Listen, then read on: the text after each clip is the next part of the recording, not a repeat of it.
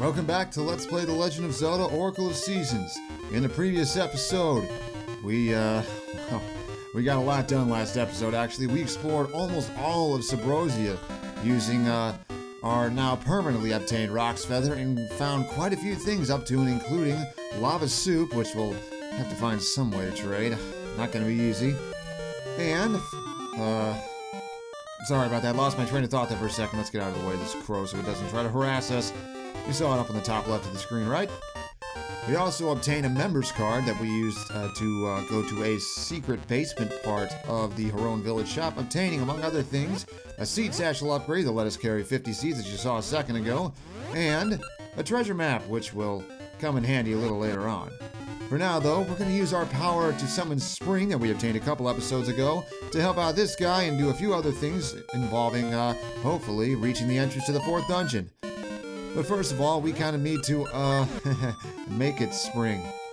I gotta admit, I really like the spring palette this game uses. It's very pleasing on the eyes. And so now, wow, fairy from the first flower. These flowers are no longer rock hard. We can slash them away with no problem. And now we can finally get up here. Flying Cucco. Flaps when held, otherwise it's dangerous. Funny thing is, it's actually less dangerous than the regular Cuccos. See, we can't even harm it, doesn't have a hitbox. But so we pick it up, and it starts to fly, and you have to mash the A button to slowly rise up and try to get to the top of the cliff. You fall fast though, so odds are you probably won't make it on your first try, and you'll have to just try again. It's very forgiving though, so all you gotta do is just mash the A button for just long enough to get it to carry you just over the cliff, and you'll be good. And so now we can enter through here. You can see the spring bananas from here. Now we just gotta get through this cave first. Of course, they're not gonna make it easy. A lot of tiny little gaps on the... I almost pressed the wrong button there. That would have been stupid. You're not gonna quite reach that with your sword, so you gotta hop over here first. Yeah, I wish there was some kind of something useful over there, but there's not. You think they'd do you the courtesy of putting a chest there, but apparently not. Just gonna be a bunch of bushes that have nothing in it. But here's our main attraction. You got a spring banana, or an entire bunch of them, 3 of them. It sure smells sweet. And so, now we're gonna take these bananas down to the winged bear. I know, it makes sense in context, I swear. You brought me a spring banana. Is it for me? I happily accept. Oh, they must taste pretty good, actually. That was great. I am Moosh. You fed me, so I'll help you. I'll give you a ride anywhere. And so now we have, an alliance with Moosh, a blue winged bear. Yeah, I know, it doesn't make a whole lot of sense even for a Zelda game, but hey, he's here. So his main ability is the fact that he can use his wings to hover. Can't quite fly, because that would be broken, but it's still very useful. So by pressing the A button multiple times, as with the flying rooster, who knew that was some foreshadowing or training you for this, huh? You can actually glide over the ground and cross pits, cover distance faster, etc.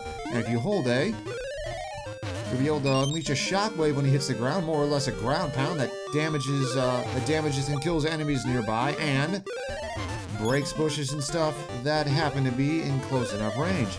Moosh's flute is the one that you saw for sale in the shop earlier, and if you do happen to pick up his flute, you'll find him in that previously nondescript section of Spool Swamp. Remember the one where Dimitri also shows up, where you'll find enemies harassing him that you will have to slay to free him.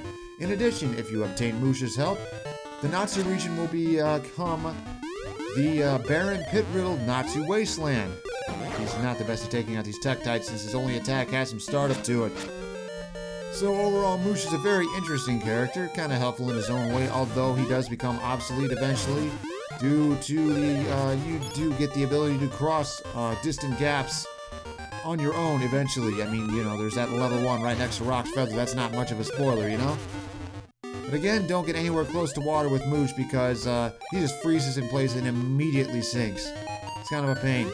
In addition, he's not all that fast on the ground. He's no faster than Link is.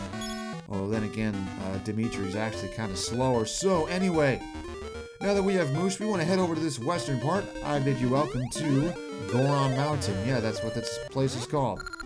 Yep, we're going to be meeting some Gorons. But first of all, we're going to be heading off to the north here. And Moosh doesn't actually remind us that he can cross pits, but he can by mashing the A button. And so you gotta use that ability. Make sure you press it quick.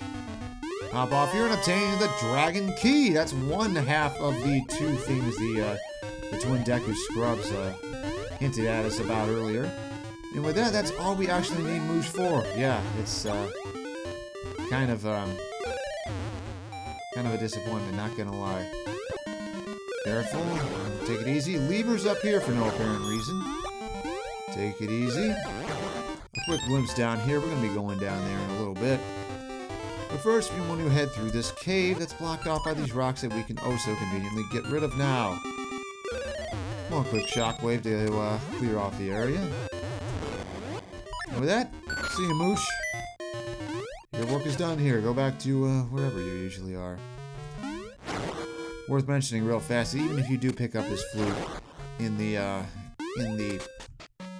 just lost my train of thought. If you do pick up Moosh's flute in the area, if you do pick up Moosh's flute before now, you do still have to get the spring banana for him, if I remember correctly.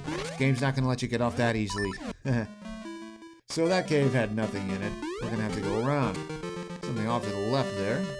There's where we found the Dragon Key. They get a lot of use out of this space. Through here. Spiny Beetle. There's going to be another one here, right? Yep, thought he'd be under the rock. I remembered a little wrong. And now, brace yourselves, because this part's not going to be easy. Want to get your scent seeds ready, I believe. These guys are called Lionels. You see, they run fast, they shoot beams, and they do a lot of damage. Your best bet is to keep a safe distance and use your bombs. As you saw, just mere contact does a full heart of damage, and their beams can put up to 2 hearts of damage on you. We barely got through that one, almost had to burn our magic potion. But now that we're over here, we can jump down here to reach this cave. And here's our first Goron. And just kind of sitting here. Neat little remix of the Goron City theme from Ocarina of Time playing here. It's so nice of you to come all the way here just to see me. Since you did, shall I make it so you can carry more rings? It's kind of funny. How do you know we had a ring box and we were lugging rings around? But hey, this is actually a very nice opportunity. Let me see your box. Do this here, that there. Okay, I'm done.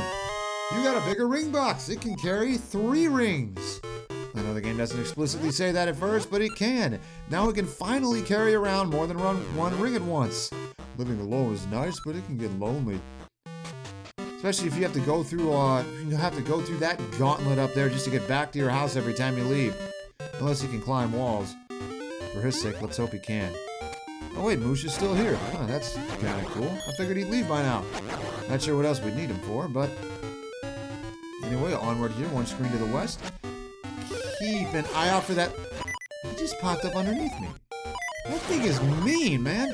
Oh my god, that fairy was convenient. So, these 3 trees here look suspicious, right? And you're right. So, now we can just burn this tree. And here's an old man. Is he going to be a good one or a bad one? Oh boy. This guy gives you 300 rupees. Yeah.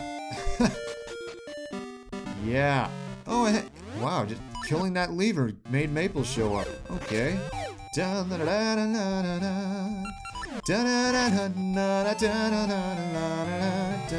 Hit her here. Ooh, a ring. Well, you know the drill here. We just can use our Pegasus seeds to obtain more things than her. Helps being faster than her, huh? So now we have one more ring to show to Vase. Unfortunately, I don't remember off the top of my head what tier the rings she drops come in. I might or might not have mentioned that before, but it's worth mentioning again. And here is the main Goron settlement of Goron Mountain. Nice guys, these Gorons. Nice vocal crack. The Goron is so big he can't fit in our cave. It's so cold outside. Poor Goron. Welcome to Goron Mountain. I probably should have talked to this guy first. It's too cold to go outside, so I'm all out of shape. So you see, this is right around the point where the snows in Goron Mountain are usually going to start melting. But thanks to Onox's interference, it's still winter up here and the Gorons are getting restless and cold and unhealthy and all of that. Furthermore, I didn't get the chance to mention it before, but you know the reason Sunken City is the way it is? Well, you see, The same interference made summer hit Mount Cucco freakishly early and made all the snow that would normally be there melt all at once, cascading down onto the village below and sinking it all under about a foot of water. And sometimes more than that. But yeah, that just goes to show you how much the ecosystem in Holodrum is out of whack. Although it raises the question as to why Sunken City had that name before it became literally sunken. But anyway, Goron Mountain has always had winter year-round, but ever since the Temple of Season sank, it's gotten even colder. You can catch cold just going outside. Okay, maybe I was a little wrong there. Maybe it's not quite spring here usually. But it is freakishly cold here right now, and apparently cold enough to literally make you get sick from walking outside, even though that's not how it works in real life. Do you know the Goron Vase? All collectors want to have it. So now we're going to head up here. Pegasus Seed. Magma or lava or whatever in this cave, even though there wasn't any on the floor below. If you haven't figured it out by now, Goron Mountain seems to be a dormant volcano. The Goron is up above, but he has a cold, so be quiet. Another one. Lava, huh? I hate the cold. I guess the Gorons aren't big fans of the cold. If we couldn't tell already. Boy, there's something nice, a chest, but we can't get over there yet. We don't have the means to, even with Pegasus Seeds. So we're gonna have to come back. Can't bring Moosh in here either. Yeah, we're not gonna let you get off that easily. Back in the overworld, but the Goron theme is still playing, because up here... Oh, there, big fella. Here's Big Goron. I'm all filled up. It's so cold. Do you have anything that can warm a body up? What? That smells good. Can I have that soup? Yeah, we actually found someone who can eat this lava soup without burning on the inside. There you go, Big Goron. It's a harmony of flavors. Thanks to you, I'm all better. Wow, that was fast. Take this as a symbol of my gratitude, and we got a Goron vase as thanks for the soup. It's a very nice vase. Gotta admit, that must be... You must be quite the... Sorry, I just lost my train of thought again. This isn't easy, folks, so let's play Curse just hound you at every turn. But it's rather impressive that he manages to keep a collection like this despite how big he is. I mean, you think unless he was very careful with his hands, he'd just crush these vases. Where does he keep them anyway? I mean, it's not like he has a house or anything. Goron or human, health is all that matters. Yep, I agree with you, man. Something I haven't seen a whole lot of for a while now. But enough of that. We have a Goron vase in tow. We had that to give to Ingo once we're back in Sunken City. And now, I'm going to take this staircase down to check out a little below decks. Just water in here. So we head through here. And we find ourselves out in that area below that we saw before. Take care of this lever. So we want to head off to the east here. And here's this all too suspicious area that we were at before. There's a gaseous soil spot. However, this is another common spot. So if you don't have a ton of seeds, don't bother with this one. However, if you do, it couldn't hurt to plant one here because just a couple screens to the west, there's another soil spot. And if you didn't have the discovery ring, you'd never know it was there. You see, you gotta do some digging and you'll find another one right here. And this one is special because, because it's one of two very special soil spots in all of Holodrum. You see, if you plant a gaseous seed here, you will get among the rarest possible objects and treasures in the, you know the drill, from planting a seed, including ring trim tiers 3 to 5. This is some of the only ways to get those higher tier rings in the entire game, so you do not want to pass up this spot. If at all possible, every time you clear a dungeon or do a lot of overworld work or so, you want to come back here and harvest a gacha nut and plant another seed here. Because there is a very, very good reward you want to pick up through here that you wouldn't be able to obtain any other way in the game. If you haven't figured out now, it's... Anyone who's played a Zelda game by now probably knows what it is. But anyway, before we head back up, we actually want to head down south. And here we have the Natsu region again. We want to go just off to the east here. We want to use... Wait a minute. Did I don't actually believe I checked this area out. No, I didn't. You want to head up here, head due west across this little area, just crammed in along the mountain here. Oh good, the like isn't here. That would have been bad. So we gotta cross here. No rocks feather even necessary, even though you have it by now. And in here, 50 rupees. It's not bad, but it's a pittance compared to what we got from that old man. Yeah, there's... Chapter 4 is a very long part of the game if you want to explore everything. You got so much to explore. You gotta go through the Natsu area, you gotta pick up the flippers, you gotta go to Mount Cucco, you gotta head through Sabrosia, get your feather back, obtain spring, use that to obtain the spring banana. It's just... And then that's not all, and it's just, you got so much to do here, and we're not even done yet. And yet, it's a pain to get back to this mountain area if you leave it.